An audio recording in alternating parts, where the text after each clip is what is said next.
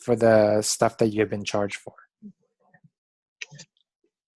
So they adjusted it and I got my money back, which is a bonus because, $75 a month was a lot when your income goes to nothing when you're injured, right? Do you guys have any questions about the regular premium assistance? Or you guys already know about it, or? Yeah, I know about that. Oh, okay, that's great.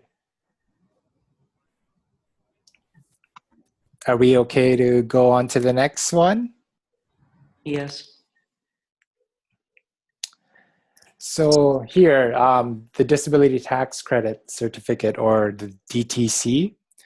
I'm sure some of you have heard of this and what it is, but just a quick recap of what it is. It's a non-refundable tax credit that helps PWD, people with disabilities, or their supporting persons reduce the amount of income tax that we have to pay.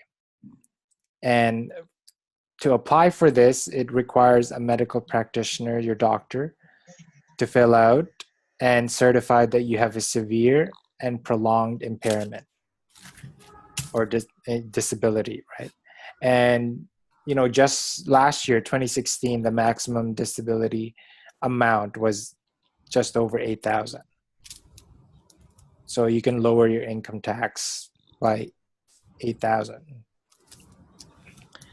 And you can claim this disability amount for yourself, your dependent, or for your spouse or common law partner.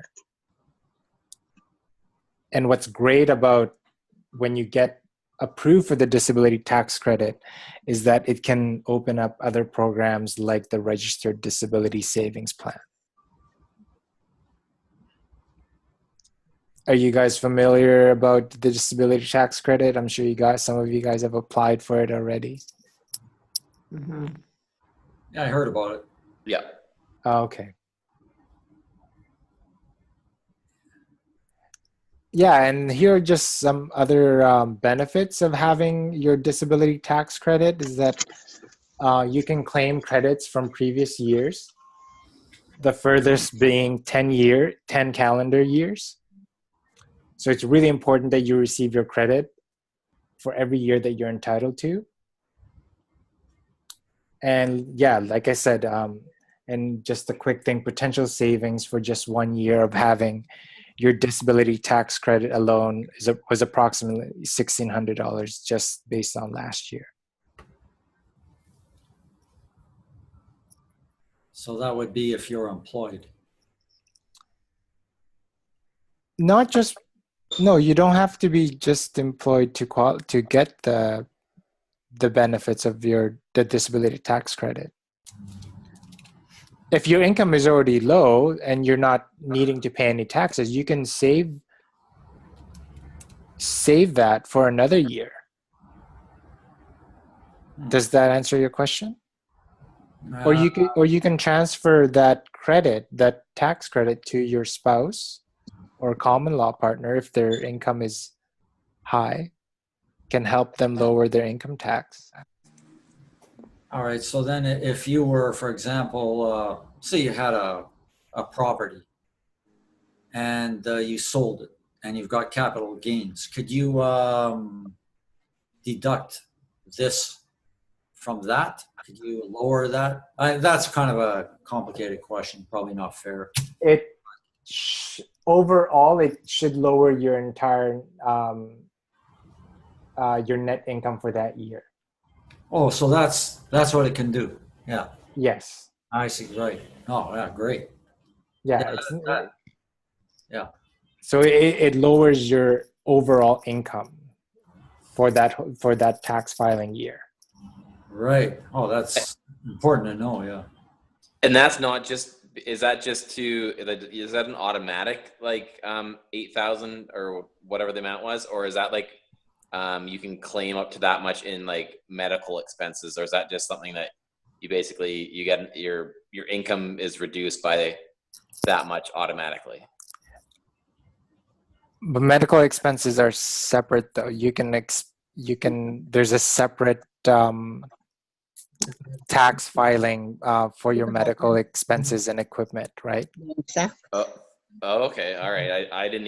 Yeah. Okay. That's You can also, that's actually another tax credit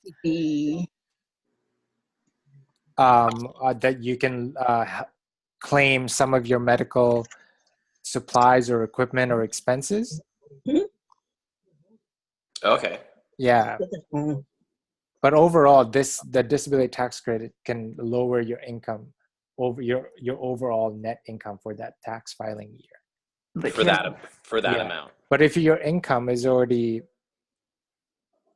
let's say 20,000, and you claim 2,000 worth of medical expenses for that year, you probably won't need to claim your disability tax credit. You can save it for another year Okay. All right. when you really need to. That makes sense. Yeah. so for the disability tax credit, what is your, like, your net income has to be under what amount? Unfortunately, I don't know offhand like exactly what the numbers are. When It wasn't the 20,000 or the 40,000 or whatever you were mentioning before. The disability tax credit doesn't only apply to those circumstances. Sorry, could you repeat that again? Well, earlier on, we were talking about your net income.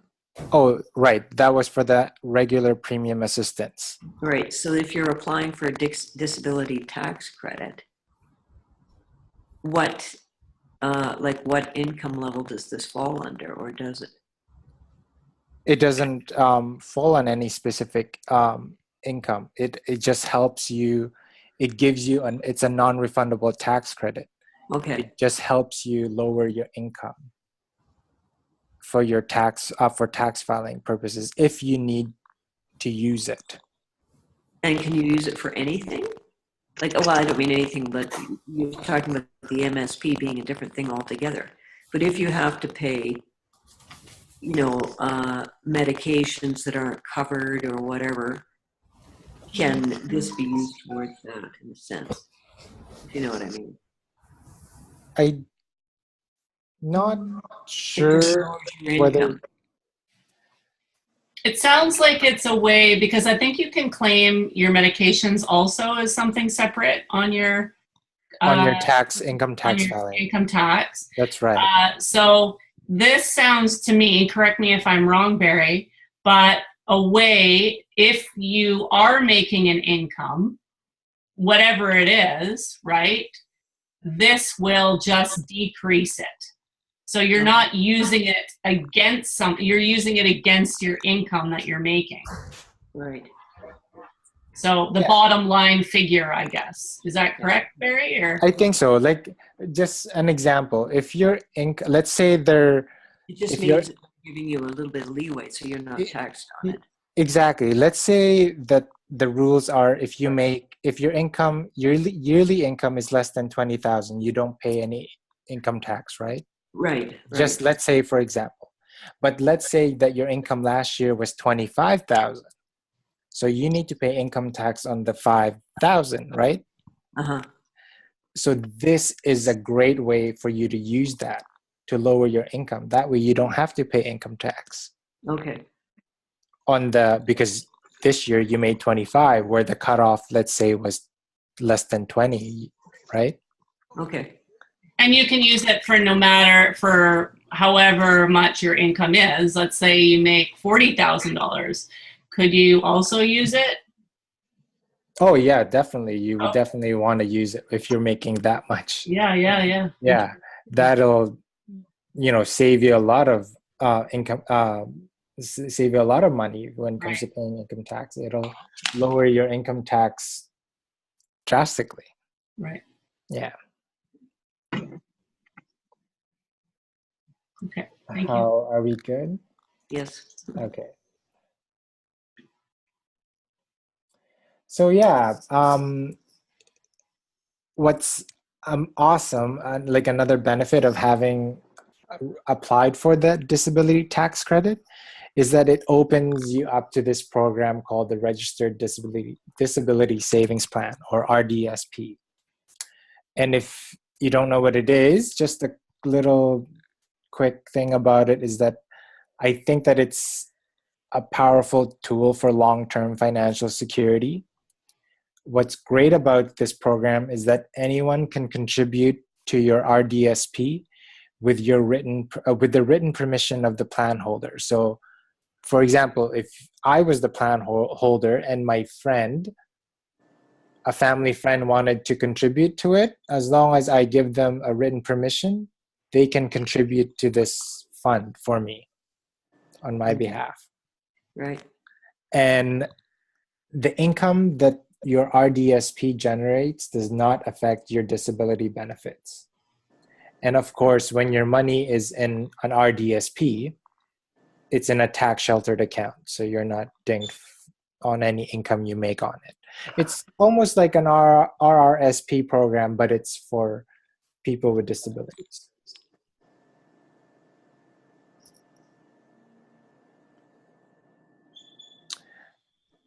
Unfortunately, there's some not so great rules with the RDSP. There is an age limit to receive disability bonds and grants, and it's at age 49. And contributions can only be made until the beneficiary turns 59. And you must begin withdrawing from your RDSP starting at age 60. And again, you need to apply for and qualify for the disability tax credit in order to open an RDSP account. How is everyone so far with that information? And really, like Barry, it's free money. This is. It's a 1-to-3 ratio. It's so amazing, yeah. So you put in a certain dollar value, and the government doubles it, or something like that. Is that? Yeah, I'm actually gonna give you guys exact breakdowns of what the bonds and grants is. And it depends on income too, right? Okay, to answer that, if it does depend on income if you want to qualify for the bonds and the grants. Okay. Actually, correction, that's only for the bonds. I think that's based on your net income. Okay, so we'll start off with the RDSP bond. So this was set up to help those who have low to modest income. So if your family income is below 41,544. So to answer your question there regarding the bond, if your family income is less than 41K, you should receive the bond, which is $1,000 a year. And there's a limit of $20,000 over a lifetime. And you don't need to make a contribution to receive the bond, which is great because not everybody can, sometimes you don't have the income to contribute to your RDSP, right?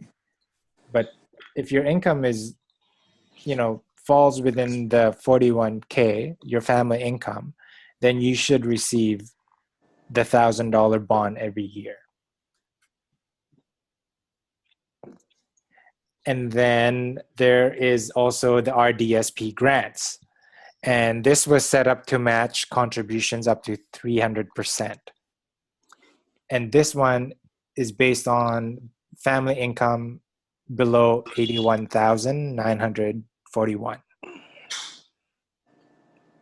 So an example, every year, the first $500 you contribute, the government will contribute an additional $1,500 to your RDSP.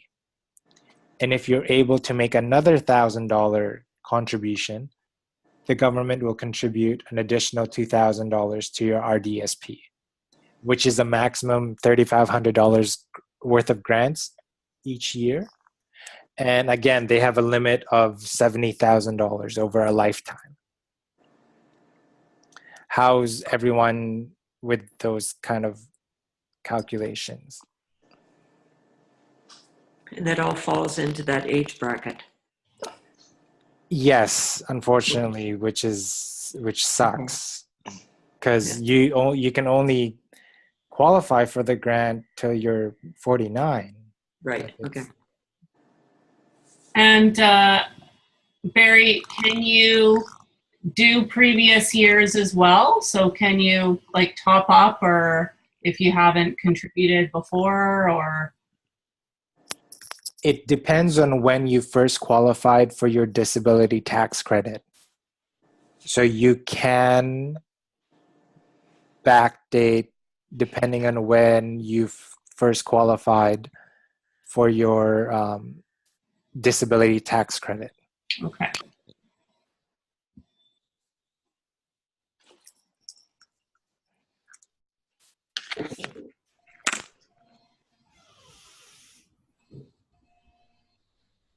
Did you guys have any questions? No, No. thank you. So I just played with some numbers just for kicks. So let's pretend that I was doing a future value on an RDSP just for fun. And let's say that my current age was 33. And the year I opened my RDSP was in 2014. So the year I first qualified for the disability tax credit was 2011. And let's assume that my annual income was only 18,000 a year. But I'm going to try and make those annual contribution of $1,500 a year. Let's say my parents were going to help me out and contribute, and I'll be able to make my maximum contribution of $1,500 a year. And I'm going to try to contribute till I'm 59. And let's pretend that I'm going to get 5% annual interest rate, an annual rate of 5% per year. So at age 46, I will reach my maximum $20,000 worth of disability bonds. And at 49, I'll reach the maximum $70,000 worth of disability grants. And at 49, I would have made 20 payments worth of my $1,500 of contribution a year, which is really $30,000 worth of my own money. At age 60, my potential value of my investment could be worth $380,000. And I only made really that $380,000 is really only $30,000 of my own money. The rest are the bonds, the grants, and my rate of my investment return. It's impressive. Which is pretty amazing. Like, Yeah. I mean, that's $90,000 worth of free money from the government if you do qualify and maximize those bonds and grants. Like, so I mentioned, now how to get your money out from your RDSP is really tricky. There's some penalties involved, so I highly recommend consulting with your financial advisor for more information about if you need to withdraw from it before you're 60. And just again, reminder, you must file your income taxes to receive your bonds and grants.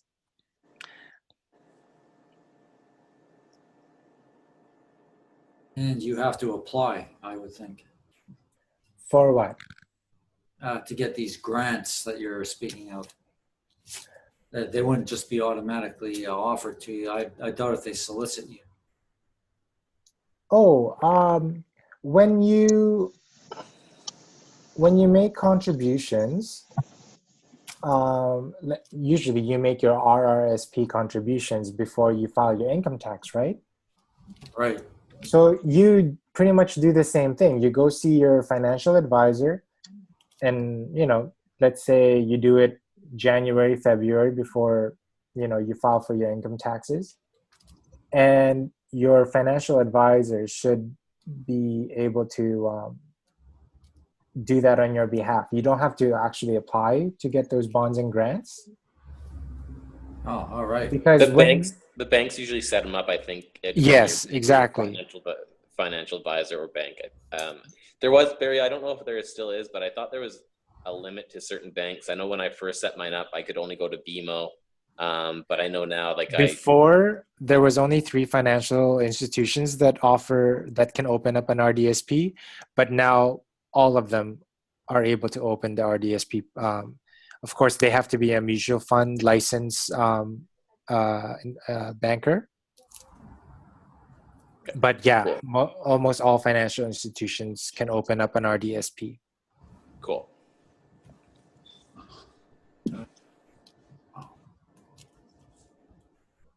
Yeah, well, that is impressive.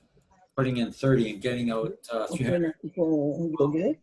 Yeah, it's amazing. Like, it's such an amazing program. I mean, it's literally free money that Right. that I had no idea about till somebody mentioned it to me. I went into I went to that client education session at GF Strong, and that really struck a nerve, and I was like, whoa, that's there's financial stress with getting injured. Like, how can I afford things, and what's going to happen to me when I retire? Like, because already you barely get anything from CPP disability alone at the moment, like myself. So I worry about me when I get at that age, and I'd like to be able to go to travel, or go to places and not worry about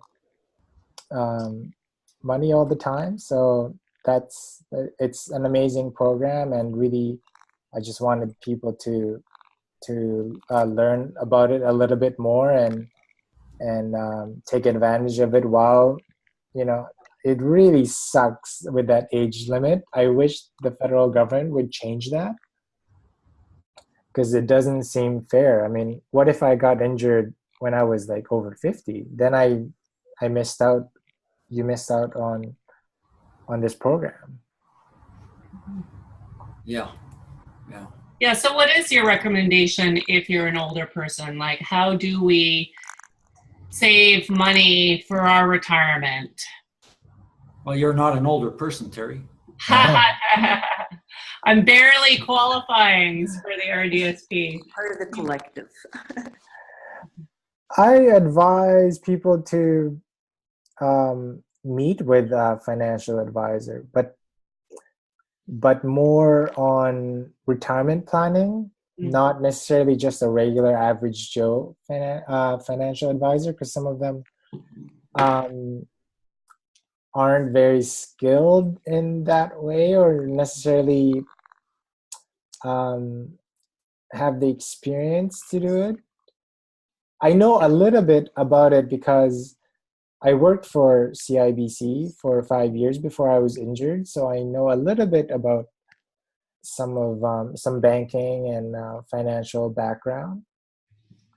But yeah, I mean, I advise people to research, especially on the SCIBC has an amazing resource on their website, specifically talking about different programs out there. I mean, like the MSP premium assistance. Like, why should I be paying premium assistance when I don't have to? My income is below their minimum, so that's a money saver for me, not having to pay for MSP. So that program saves me some money as well. So if you went onto the SCI BC resource website area, and what would you be looking under? Specific areas like MSP and disability tax? There's so many programs out there, and of course, eligibility is always different for different Right. people. Yeah. Because everything is based on income, right? Yes. But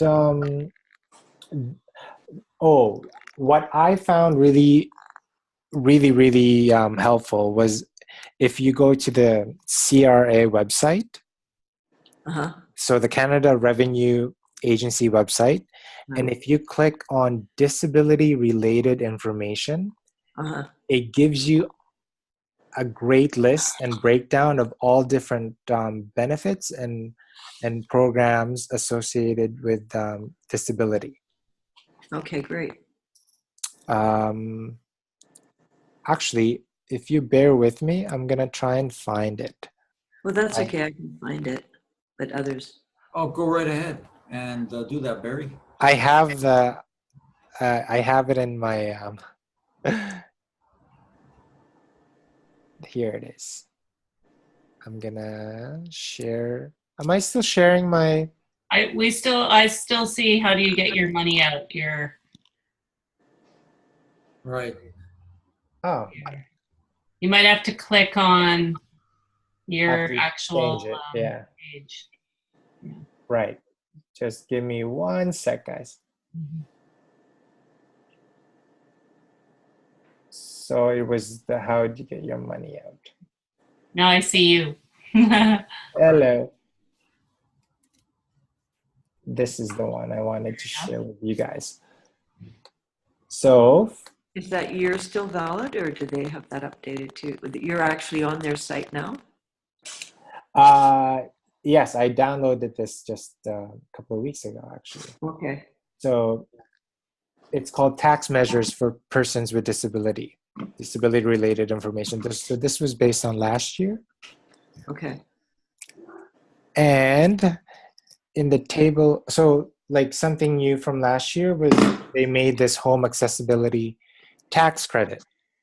So you or a supporting person may be eligible to claim up to 10,000 in qualifying renovations. So that was something new last year. So if you needed to make some renovations in your home, you can claim a tax credit up to 10,000. Right. But it gives us a great breakdown of what is a non-refundable tax credit, like the disability tax credit, and what are the refundable tax credit. Where was that? It's I can see it almost down at the bottom of the right. Okay, yes, that's right. So yeah, and here you can see medical expenses. It gives us exactly what we can claim as medical expense, or whether it's equipment, it's supplies, or there's the caregiver amount if you have a live-in caregiver. So this is everything related to your income tax and some of the programs available with people with disabilities. Okay, great. And what you can and cannot use for your filing your income taxes, whether it's tuition, if you're going to school, children. Yeah, it's really, really helpful. There's just so much. Like I can't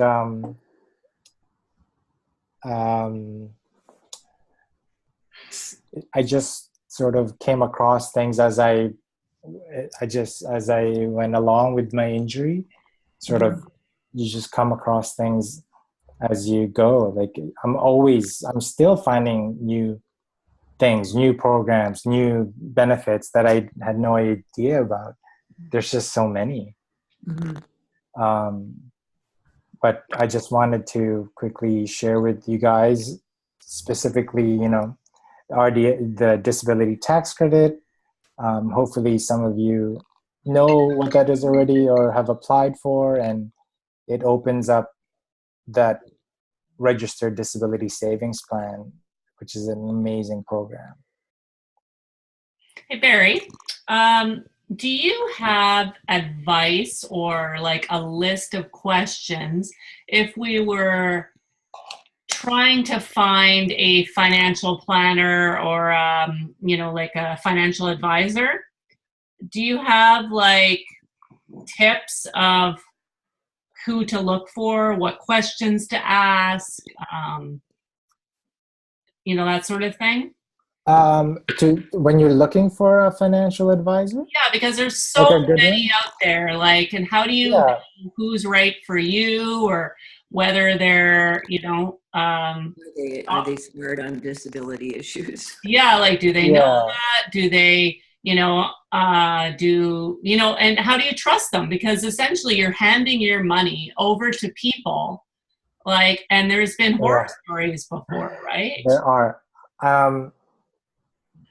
They're not going to know a lot about disability benefits. Most of them are, I'll tell you right now, they're not trained. It's uncommon for most of them, right? But in general, when you go to a bank, everybody is called a personal banker or financial advisor. But the key for me is looking for, they call them financial advisor, but it's retirement planning. Mm-hmm. They have the retirement planning in their actual job title.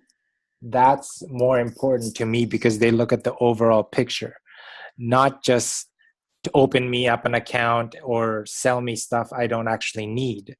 They're looking at my expenses, my budget, short-term goals versus long-term goals. Yeah, they look at the whole picture, whether you have investments or whether you own your own home. They look at everything, not just, okay, let's open up your account and you're done, right? Yeah. So even if you are a young person, such as yourself, that's kind of what you would be looking at? Like, would they look at where you're at today, where you're going, how much you should be putting into savings or, bonds or whatever? Exactly. And they even look at, like I'm on long-term disability, right? And I'm collecting CPP disability as well, right? Mm-hmm. So they look at, they plan. So they're gonna assess like, how much am I getting right now monthly, right? Mm-hmm. And they also look far ahead. When I turn 60, they should calculate, or they should contact CPP on your behalf and actually get the info, like how much will I get when I turn 60, so that they can set, you and your personal banker can have a budget of how much you should expect and how much you need to be, how much are you going to need each month to be able to survive, right? Mm-hmm. To afford things. So they shouldn't just look at what you're getting now and let's do your maximum $1,500 contribution. They need to look at the big picture. Right. So it's setting up budgets now and your expenses now and in the future. Right. And if you're aging with a disability, would they take that into consideration as well? Like perhaps needing home care, later on in life, or, different equipment, maybe your equipment needs change, or, Yeah, that's where let's say 10 years from now, I needed a new bed, a new medical bed, but I don't have the money in my account. Mm-hmm. But I have the money in my RDSP. Will I be able to go dip into my RDSP because I need to get a new bed? Like it's a must thing. But of course, there's penalties involved, right? Because I received the grants and bonds, right, in my RDSP. So there's some penalties involved there. Mm-hmm. And calculating that out and how much that would be is that definitely a good conversation with that financial advisor. But there's also an RDSP department that you can contact. They have like they can tell you exactly whether you know or not you would qualify for your bond or grant next year. Penalties, let's say hypothetical questions like next year I need to take out this couple of $1,000. How much am I going to get dinged like in income tax for it? Mm-hmm. They should be able to tell you. Okay. Yeah, it's really difficult to find a good personal banker. Yeah. Yeah. Does anyone have any questions or comments or anything? Not me, thanks. One the one thing I found just regarding finding like a good financial advisor or bank or something like that is just reaching out to like our community, I guess, and just seeing who else might have someone that they've used that maybe they had to do some research to help you out to find out certain things about registering the registered disability savings account or those sort of things. I think that's I think our own community can help in that, just personal recommendations. Good point. Absolutely. Yeah. Yeah. Thanks, Corey. Yeah, Barry, do you have anything else, or should we just chat? Or yeah, we can. If anybody else want to share something or share experiences or any comments, yeah, I'm game. all right. Yeah, I found that with the new NDP that there were changes made in many things, and one of them is regarding financial things that you might have done. For myself, when I knew I wasn't going to be working, I started to put in a lot of overtime and save a lot of money so that I could manage when I'm not working. So I'm glad I was able to do that. But I had saved out so much money that it was a problem, according to the Ministry of Social Services. But then what I found is that you can put your money in a trust, and then it's not yours. It's the trustees, but it's for your use. And that means it's no longer an asset, but you have it for your use, and you can withdraw certain amounts every year, up to a certain amount, and for certain things. And what that does is it gives you access to funds that you would otherwise be taxed on, and you're not taxed on it, and you qualify for things that you would normally not qualify for if you had that asset. But because it's not considered an asset, you're now fine. You qualify. So that's what happened to me. Oh, okay. Yeah. Yeah, you can have up to $100,000 without having to put it in your account, without having to put it into a trust. But if you have more, then you have to put that into a trust and take it from there. So that's something that happened to me. Oh, you can have just put it possibly into an RDSP account? Yeah, if you're younger, I think that would have been a good move, yeah. But you don't have to, the RDSP isn't just about the age restriction of getting the bonds and grant. It works just the same as an RRSP. So it's a tax sheltered account. Oh, yeah, good point. Yeah. Right. Yeah, so you could take from the trust fund and contribute to the RDSP every year. That's right. Yeah. But yeah, I didn't know about that trust program too. That's a good point though as well. Yeah. Well, a man who was an older senior, he was concerned that his daughter with disabilities would be taken care of. And he was upset that she would be disqualified for a lot of things with the inheritance she got when he died.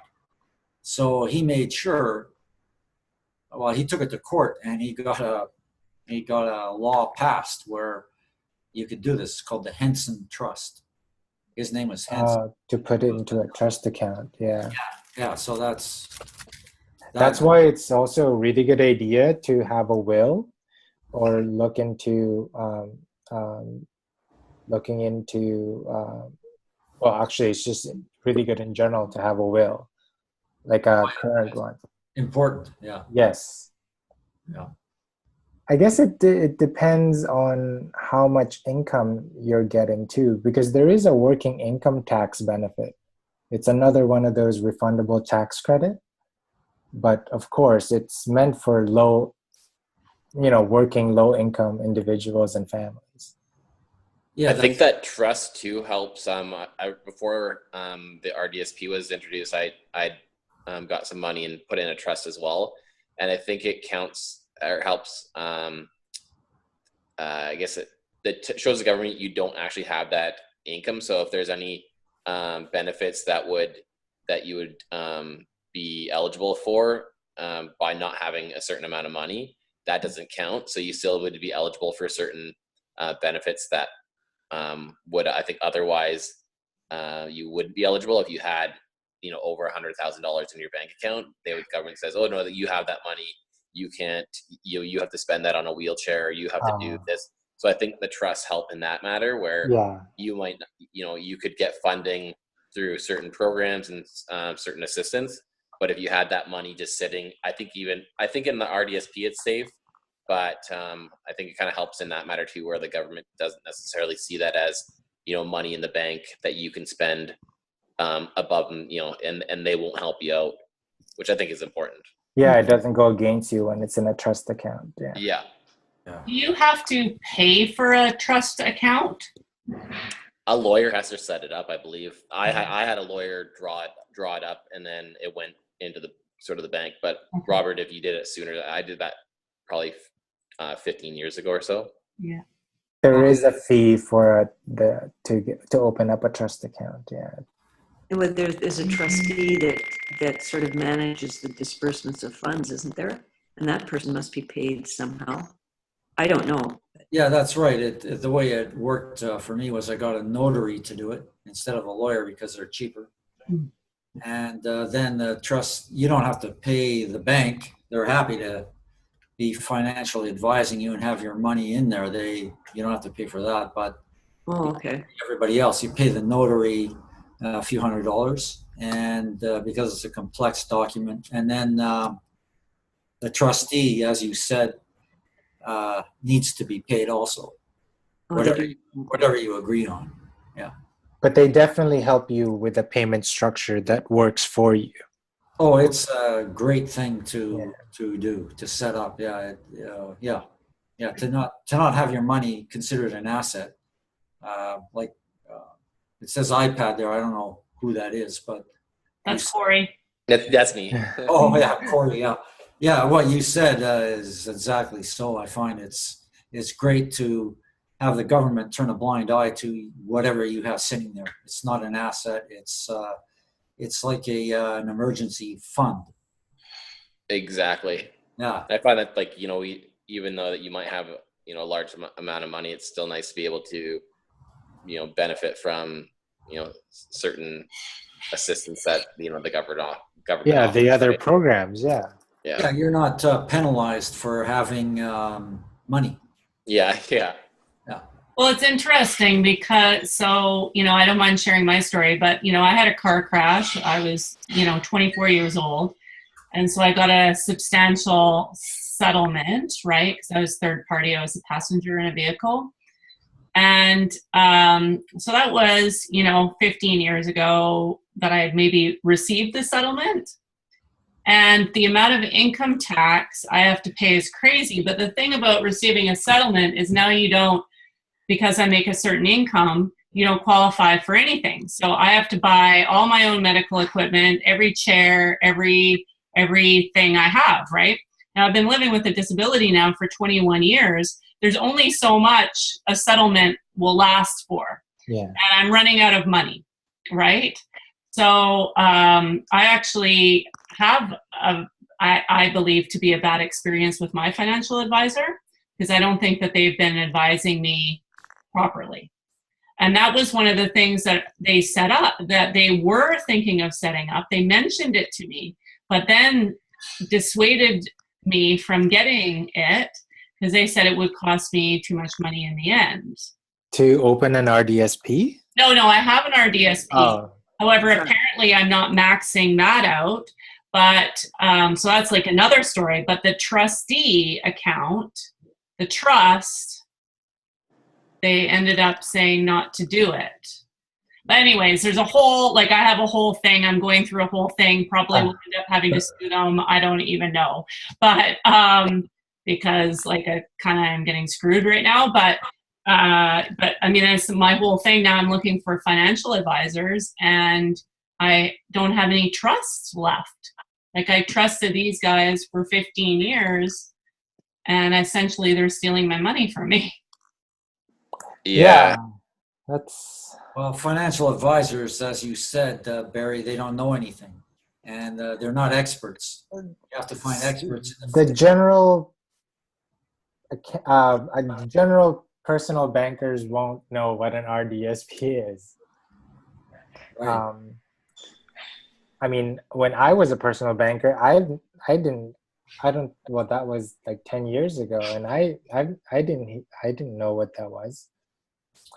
But I don't rely on my account manager to make sure that I get, I monitor my account to make sure that I'm getting that bond, that $1,000 bond, and that I'm getting that maximum grant because I made my $1,500 contribution. I keep an eye on it. Yeah. And I watch how my mutual, my investment is in a mutual fund, right?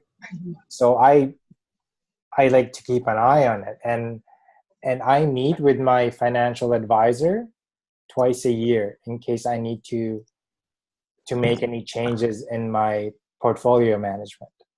That's interesting. Yeah, that's good. Because if an investment, if a certain portfolio is not doing well, I need to get out and change it. And if I'm not comfortable with my risk for next year, and I think things are expected to go bad next year, and interest rates are might change, right? Government of Canada interest rates are not doing well, or there's just, it's unstable. The market in general is unstable, right?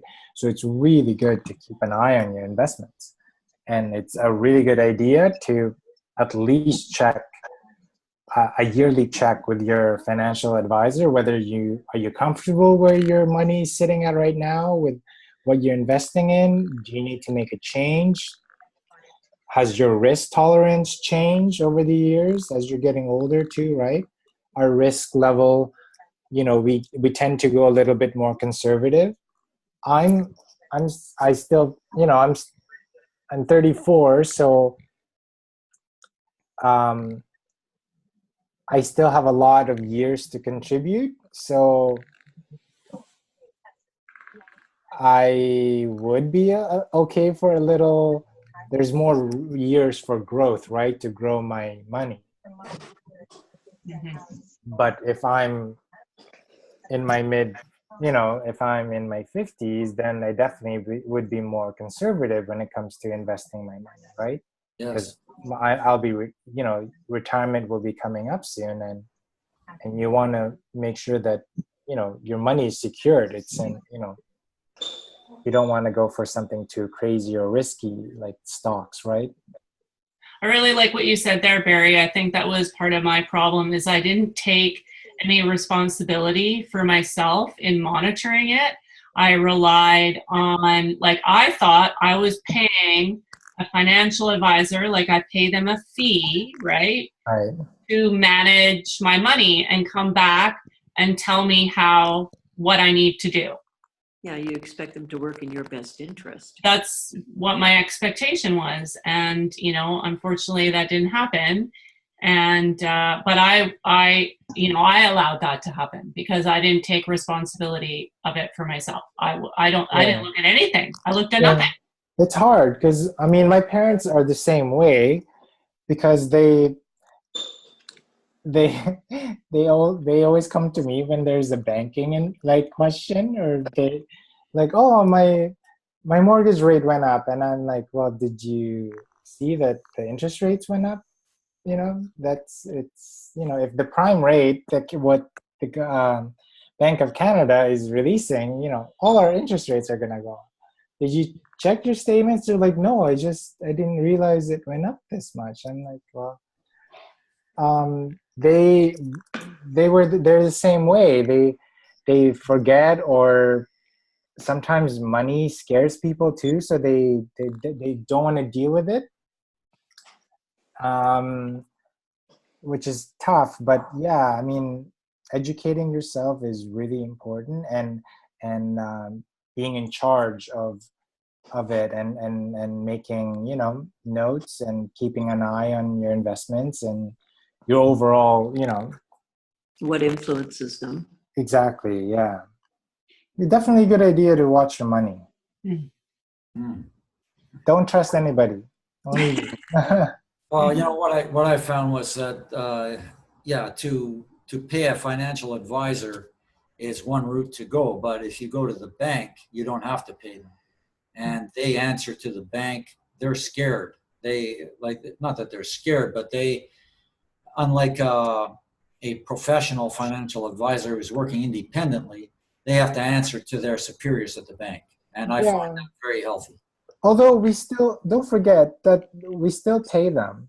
Like, even though they work at a financial institution, they're still technically their financial analysts are getting paid. There's the management for portfolio fee if you are in that route. So technically, they're still getting paid. And I found myself with the difference between, like, I switched because I was, I had my investments in RBC, and knew the guy that was doing all my financial planning, and I kind of asked him about certain things because I knew I had some money in like European funds, and it was when Greece was going to go bankrupt and all this. And I asked him, he's like, I was like, oh, how's that going? And he's like, oh no, have you looked at your investments? I was like, well, you're my advisor. Like, you tell me. So I actually pulled all my money out and went with someone else that my parents and my other family members use, and he's an independent financial advisor, and his fees, like, I do pay him, like, he makes money when I make money, so I think that's a benefit for me. Where and I think it's going to be, I think their event might make it a law eventually. You do pay the bank a certain, like the major bank's money. It's just in like half cents that they don't really disclose. As far as, you might be able to speak more to that, Barry. But is he a broker? Yeah, he's independent. I don't know. He has like all his like licenses and stuff, but the guy at RBC was he was one of their financial advisors, and was able to, he was the one that set up my RDSP and everything. Oh, okay. But I guess he just was, I don't know, less. Maybe I wasn't as important to him as maybe someone else, but I found that my new financial advisor, he, like, when he breaks down what I'm making, his fees are like, what he's made is also shown in there, and even if I go online, it shows that. Yeah, there's like whether they get 2%, 3%. Yeah, management and I was fee. happy with the fact that I figure that if the more money he makes, the more money I'm making, it's kind of a win-win, right? So Yeah. that was sort of a benefit of switching for me was I knew that he was actually, I think, more interested in making me money than maybe the major bank was. Yeah. It's I mean, different though. yeah, it's tricky because there's a front end and back end fee depending on what type of stock it is too. So it can get really tricky. But yeah, most places are about 2-3%, what their management fees are. Then you hear stories too of people who are buying and selling other people's money without, they have trusted those financial advisors or stockbrokers or Oh my whatever. gosh, yes, that they've just taken And all their money and they just cleaned do them it to out. their own benefit, selling this and selling that, using that person's money to make commissions from.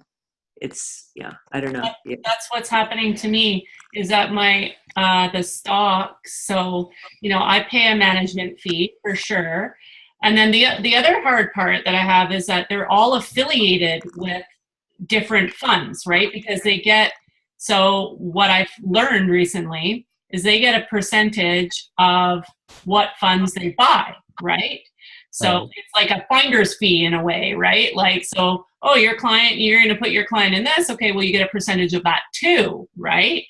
So mine are getting traded often, like And a you're lot. being charged every time.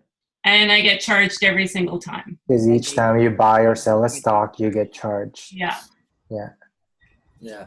So Well, they're just making money. They're making more money. Sure, I only pay them 0.5% in management fees, but they're making a crap load because they keep, selling and buying But new. that's crazy. That's like stockbroker positions. That's not what your money is meant for long-term investment. You need to grow your money, not lose it Yeah. by paying them all these stupid fees because they're buying and selling on your behalf. It should be, They're not doing it on your behalf. yeah, for me, your money needs to stay in it long-term in order for you to see potential growth. Right. You need to ride it out and depending on your risk assessment, your what you're comfortable with, and your type, what kind of investment strategy you're looking for, whether it's a balanced fund or more into bonds, which is more they're sure thing because they're bonds, they're from government in Canada bonds, right? Mm-hmm. Yeah. You don't want to put it into a term deposit or a GIC because they pay you nothing. Yeah, I think like what's different too is if you have to receive it, like I have to receive an income because I pay for everything on my own, right? So I need to have a certain amount to like pay for my prescriptions and to pay for everything else, right? Yeah, you have monthly expenses. Yeah, exactly. So I have to like make a certain amount of money a month based on investments in order to be able to take it out, right? Right. So then it also becomes really tricky too. And then if something happens, like, oh my gosh, I get sick or I don't know, whatever, I need help at home, then that, has to be taken into, like I all of a sudden have to be drawing out more money and more money, right? So it's hard to think long term. You have to kind of think long term, but also give yourself an income every month or out of that money too, right? Yeah, exactly. Yeah.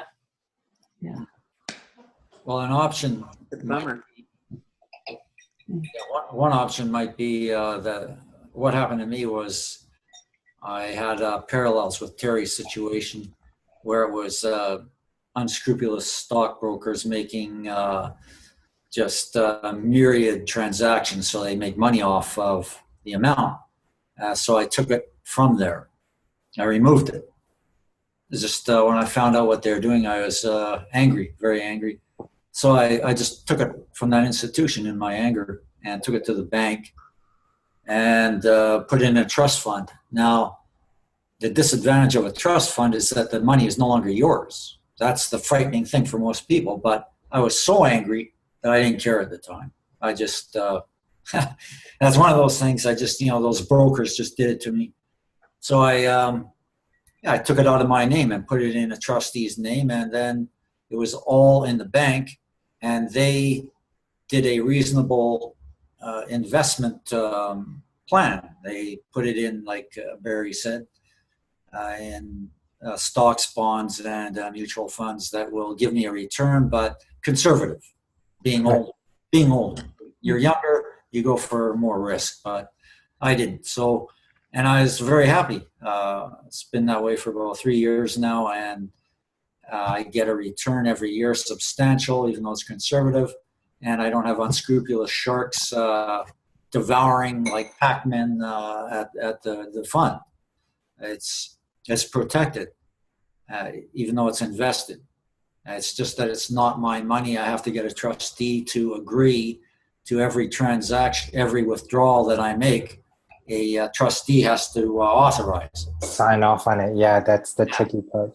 Yeah, but that's that. But you did build that into it. You did build that into it in a sense where you could make withdrawals if something came up where you needed extra funds. Because I mean, supposing something happened that you needed $10,000 all of a sudden, could you, do you have the right to do that in whatever agreement you made with them? Yeah, the trustee has to agree to whatever you decide you want. I'm a trustee, and the trustee is a trustee. It's a different kind of an account. Oh, okay. Well, that's great. If you're not mentally incapacitated in any way, then you get to be a trustee also. So it's me and the trustee that come up with a plan, but we both have to sign off on it. So if I need $10,000, we just have to agree that I do. So you get a trustee who is reasonable. Yeah, you have to be able to justify what that 10,000 will be used for. Like, I need to buy a new chair, or I need a new commode, I need a new power chair. Then, usually they should. I mean, but still, it's your money. They should. If you need to take it out. Well, yeah. Well, that's right to take it out.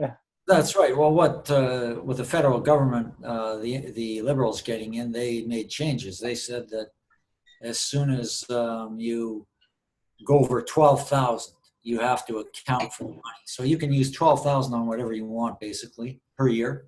Out of a trust account? Yes. Okay. So you can use 12,000 you can go to the casino and gamble it away if you were that foolish. But doesn't that count as income though? If you take it once you take it out of the trust account? No, it doesn't. That's the beauty of it, is that you are, as long as you're allowed. That's what the government did. They said 12,000, you can use it for anything. But anything over and above that, you have to account for it. That it has to be for your disability. Like, but that's a gray area. The disability can be, well, I wanted a 65-inch screen TV because it helps me to feel better. So, yeah, I mean, not that I did that, but yeah, I mean, you can buy a vehicle, you can go on a holiday, because these are all health-related things. Important for your ability. You can almost justify anything. So, yeah, it's like Barry said, it's your money. You can use it now for what you want to, but you couldn't before the federal government, before the Liberals got in. Did they just make that change with that 12K window of allowance? That was done in 2015. They made big sweeping changes. And now they've made even more with the NDP getting in here. Yeah. So changes for the better or for the worse? The better. Okay. So how did you keep track of these? Sorry. Oh, that's okay. Go ahead. I mean, I guess I have anger issues. I get really angry at stuff, and especially money. People, doing things that they shouldn't do, and I go off the rails, and I just do all the research. Normally, I'm lazy that way. I don't care. I want somebody else to do it. Just pay a financial advisor; he'll do it. But they're not qualified. They can't do it. But in the banks, at least you can tell them what to do, and they must do it. Unlike an independent. And I found all that out just by asking people and looking into it. But it's the laziness that Barry said you have to address. You have to monitor. You have to be interested. And I never was. But now I'm getting there. I'm starting to pay attention. Mm. Who can be a trustee? Anyone.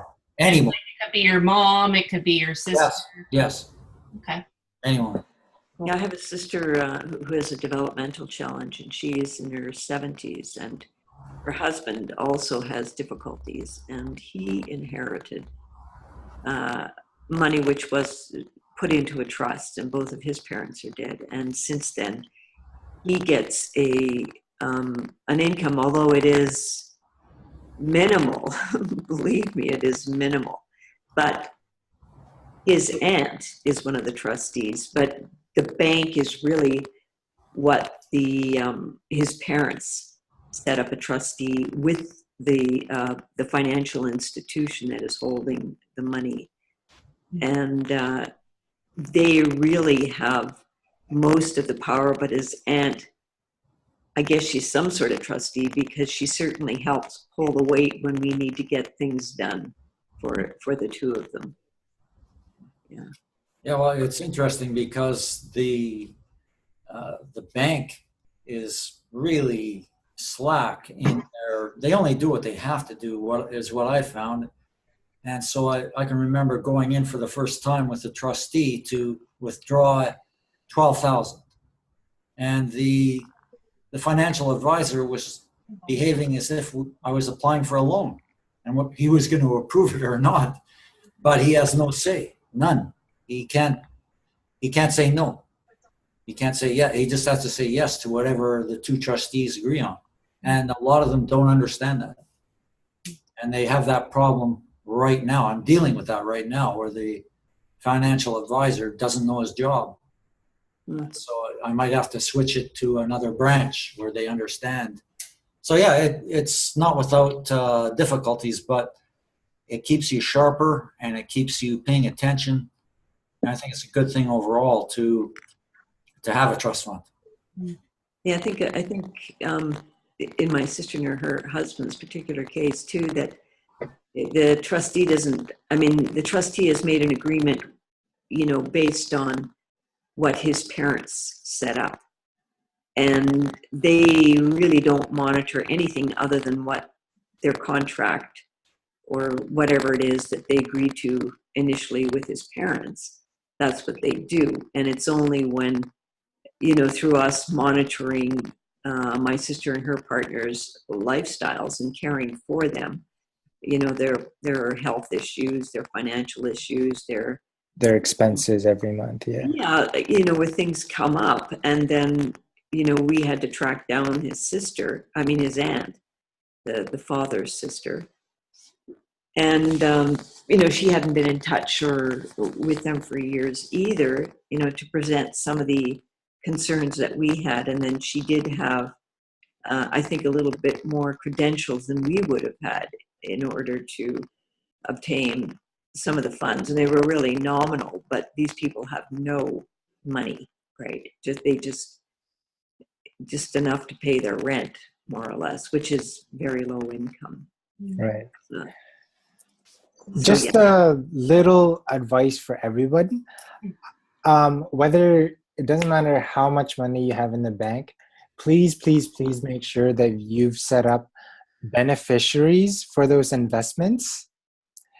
Otherwise, why it's a really, really good idea to have a will, because if there aren't any specific beneficiaries, it will go into an estate to your estate, and then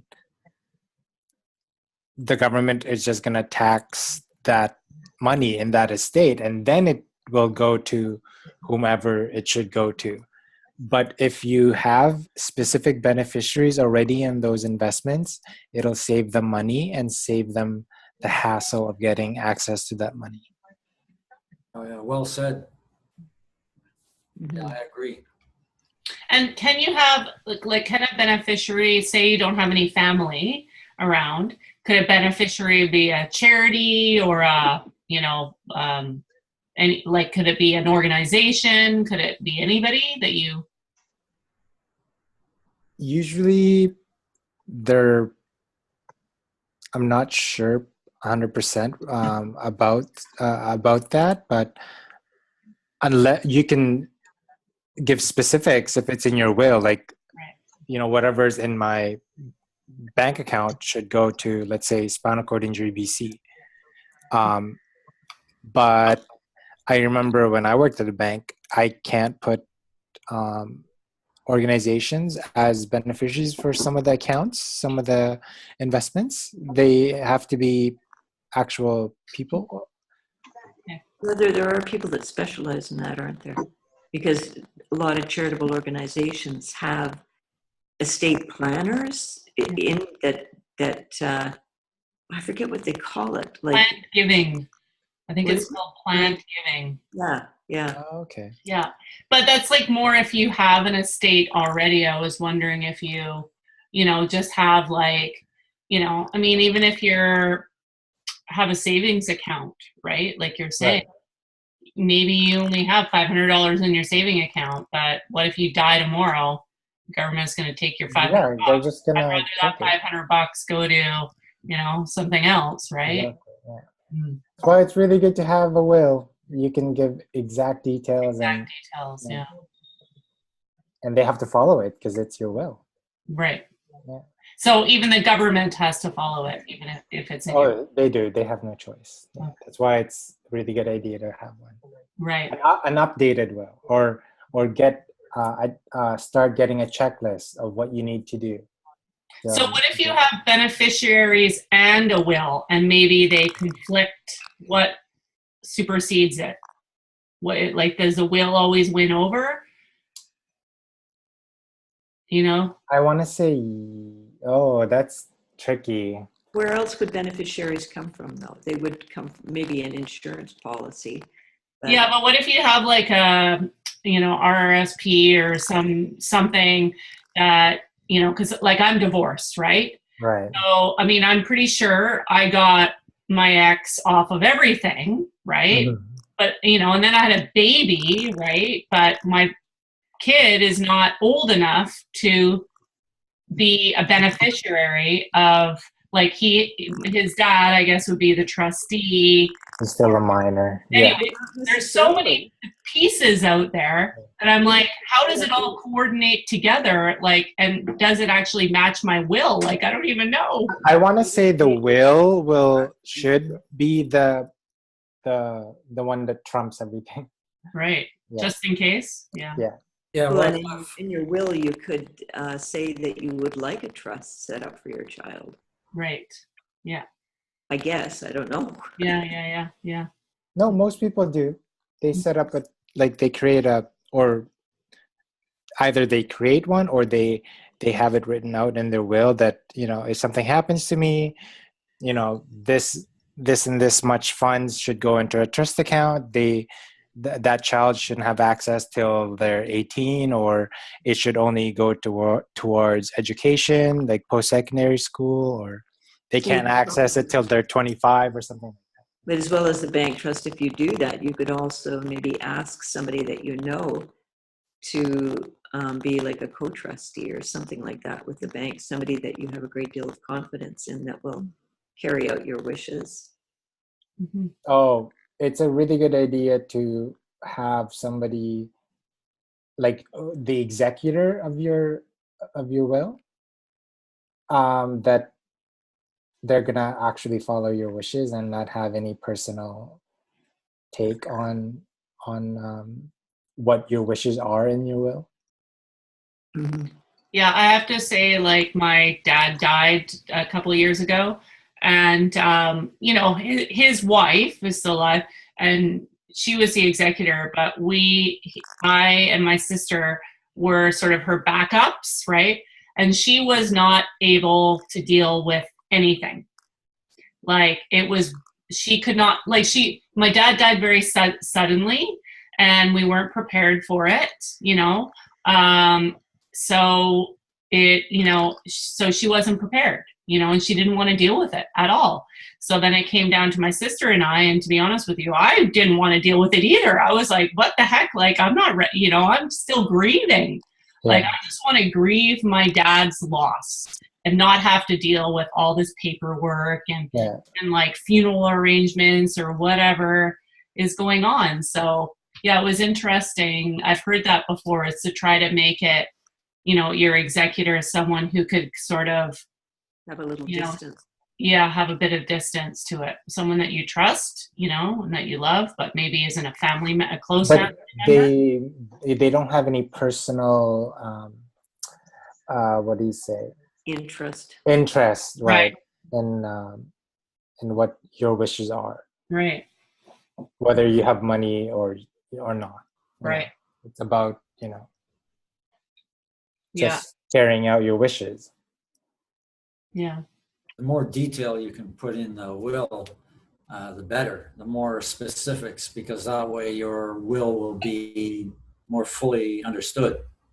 Mm. Because it can get really tricky with people who have a vested interest in what happens with your possessions. Yeah. And does a will need to be done up by a lawyer, or can you like literally have a napkin that you write stuff on and have it found the You next day? can you don't have to go to a lawyer, you can get it notarized. Okay. Just But it that's does all. need to be Yeah. sort of a legal living document. Yeah, because lawyers charge so much. Like some of the law firms they charge from like 500 to like a couple of $1,000s to do a will. But I'm not sure whether there are programs. Think I saw something. I'll dig it up if I find it and let you know. I mean, you could even do like one of those do-it-yourself wills, and all you would have to do is get it notarized, and it's a legal document. You can buy one at London Drugs. Yes, that's right. Yeah. Fill it out. Awesome. Yeah. Yeah, and all you would need to do is get it notarized. Or not. You can just, your signature is good enough, but notarization is advisable. Okay. As long as you sign it. That's Okay. all. Yeah. Interesting. And I guess it could be temporary if you're like have a tendency to put things off. It might be an easy way to get started and at least have it covered. And then if you want to look over it again in detail. That's right. You know, They said that you're never too young just to have one, Right. or to have one on file, and an updated one too, right? Yeah, right. So it's actually a good idea to review them every couple of years. mine is ancient. Well, that's what they tell us at school anyways. I have another question for all you guys. What are your thoughts on life insurance?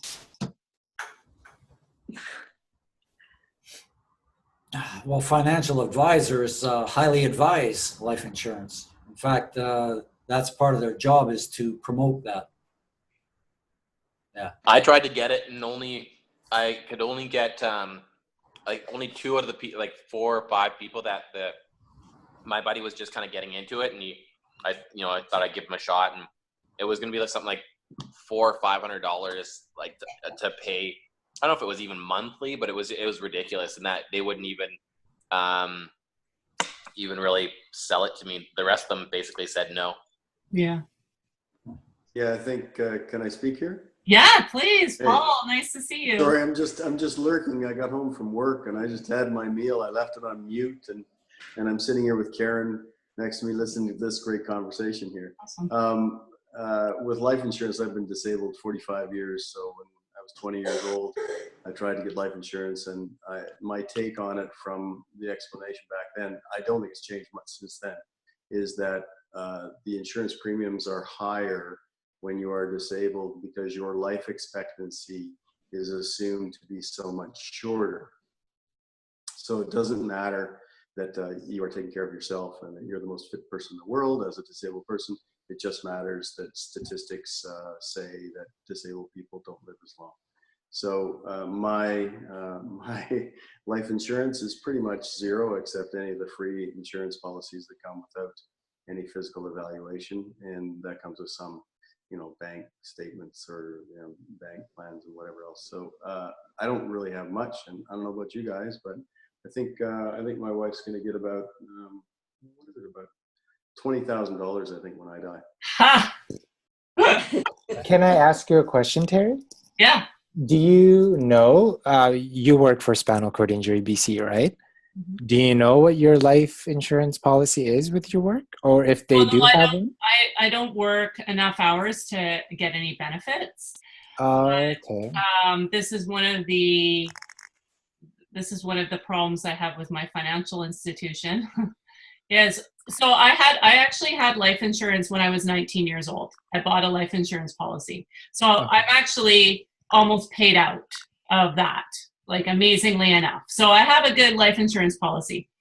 So, however, I was encouraged after I got my settlement to purchase 2 other life insurance policies, one on my son and one when I got married. So I used my husband as a way to get life insurance, because I had the same experience as you guys in that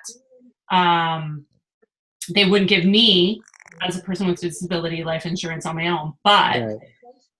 because I was married, they would do that. But the premiums were so high that I couldn't afford them. So now I put in a whole crap load of money in the first few years, and now it's gone. Right? So, and I don't want to tell you how much money the person who, my friend and financial advisor made on selling me that life insurance policy. Like, it's all like a big scam. However, at the same time, I'm glad I got one when I was 19 years old.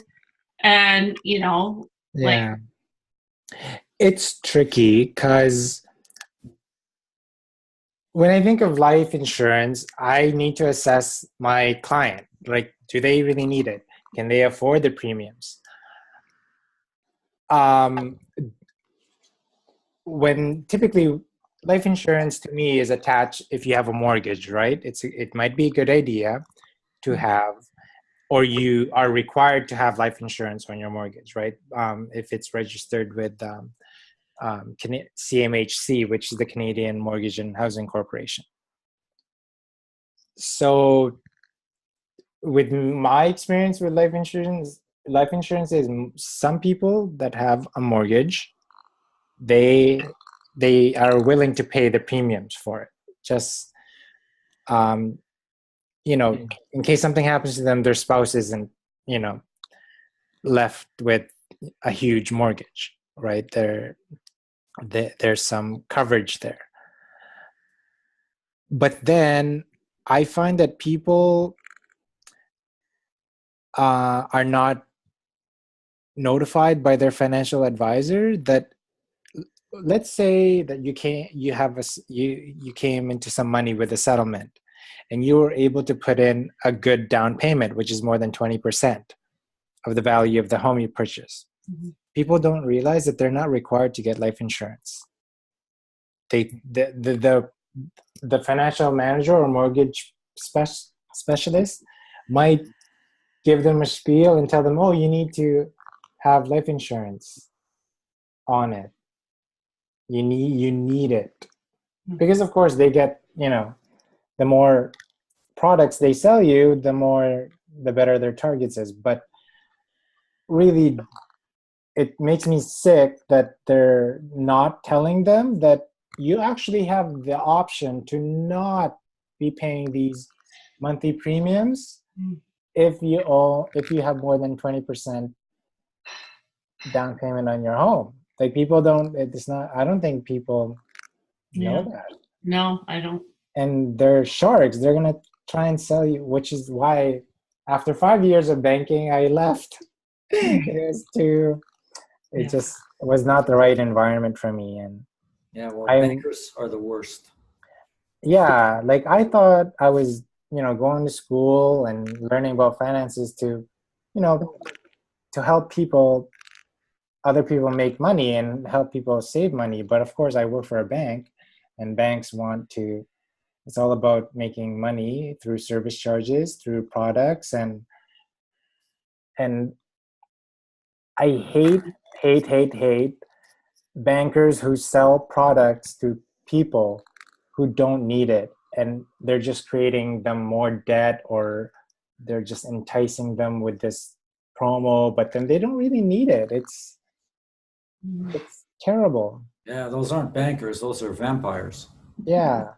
And they're not educating their clients. Like, did you know that every time you do a credit application, it lowers your credit score? Oh, really? No, I didn't know that. Yeah, that is a number one. Like, they could be sending you guys all these, pre-approve this. Please do not get enticed to, I need another credit card. Actually, it's not ideal to have so much available credit. Like, when the bank looks at you, and let's say you want to renew your mortgage or something, and you have too much available credit or too many credit cards, that's not a good thing. Wow. Interesting. This is the idea for the banks to be making money off you. So, I mean, if you're using those credit cards and you're making a minimal payment on them, then they are gaining all the interest that you're Yeah, making. but they're charging you 19.9%. That's Is that what they're happy about? Crazy. I mean, it's not for your benefit they're doing it, it's for no. their. But then I would advise my client to,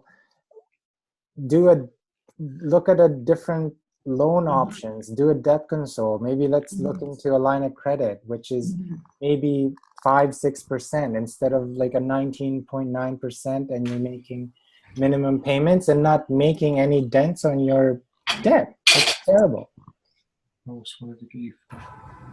I am curious still about the insurance policy though, because I have never imagined those being of benefit, like a death insurance or a life insurance. I'll call it life insurance. Life insurance or accidental death policy. Yeah, if you're gone, you're gone. And unless you're sharing your accommodation with someone, or, if you've left your house in your will.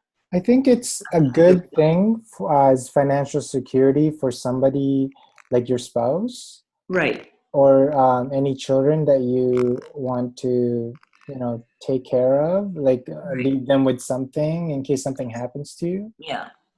But then if you're signing often a life insurance policy too, isn't there a lot of, you hear about people who take a trip and think that they're covered, and then something happens when they're out of the country, and when they get down to the really nitty-gritty fine print, they find out that they have to pay thousands and thousands of dollars because they had a pre-existing cold or whatever. And so I'm wondering if things work that way on life insurance policies, if there's a lot of fine print that needs to be assessed or looked at before you go into getting a life insurance policy.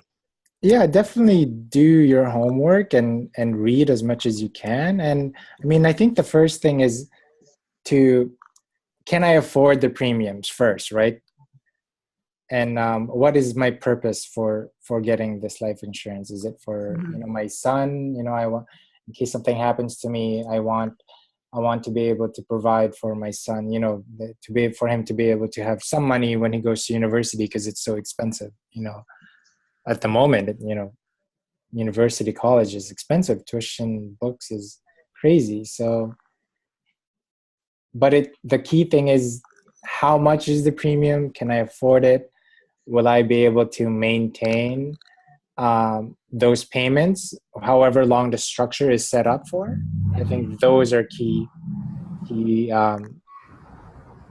items to think about. And like looking at your assets too, like that was one thing that I feel wasn't right for me. Even buying a life insurance policy for me and my ex and my son, it's like I own a home, right? All right. And I put down a good down payment, so it's like worth almost double than what I paid, or that I paid for, and then on top of that I've already paid half of that. So So if I died tomorrow, that this house is still worth something and still can be sold and be his life insurance policy. Right. So, I don't know if having, like, now that I look back on it and a little bit and am more educated about those life insurance policies that were sold to me, Yeah. I'm like, well, I'm living and I still have investments as well, right? So, That's I don't know where if the life insurance policy is even needed in my case. yeah. I mean, how much were those life insurance policies worth compared I'm not to? even gonna. You would be horrified if Barry. No. Like, what? How much were you covered? Like, in case you did receive. Like it. Well, no, I'm not even gonna say that because then you'll know the answer to that question. No. Like, I know, like most policies are like 100,000. Oh, I understand. My first Or- one is like 300,000. Yeah. The second one that was sold, we're talking millions of dollars. Yeah, but then the premiums. No, like, I understand this now. But yeah, that's where a good This is where I got screwed. that's where a financial, a proper financial advisor would have looked at the whole picture. Yes. Did you really need it?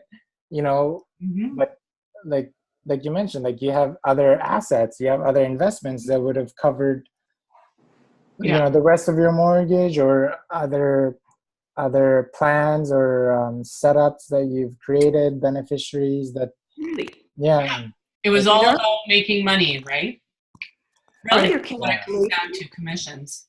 Can Yeah. you pull a life insurance policy without horrendous? You can, but the problem is that, so every time you don't make a premium, right? Because for me, in my case, my premiums were so high that there's no way I could pay that. So they take that out of what the cash value is. So obviously you put in a certain amount of money to be able to get the life insurance policy. And they're like, yeah, sure. Okay. You gave us so-and-so amount of money. Great. Here's the life insurance policy, right? Then every year that you don't pay, they take it out of the cash value. So your cash value doesn't even equal the amount that you put in. They have the penalties for the missed payments. They're bastards. And if you don't pay that, then it's just gone. And is Just that like you have to do that over the whole life of the policy in order to get anywhere on it? So you're penalized substantially if you ever choose to go out, unless you write that into the contract initially. I mean, is that it's never in the contract initially. Like you're given a life insurance policy. This is how much you have to pay. You have to pay this every year, or however, like you can decide how you want to pay it, monthly or right. Your premium for the year. Too bad for you. For me, like I'll just be honest with you guys. It was $80,000 a year. $80,000 a year. Like you have to be making $10 million to afford. Like this is what I, like my blindness and not knowing and not being educated got me sucked into that. Yeah.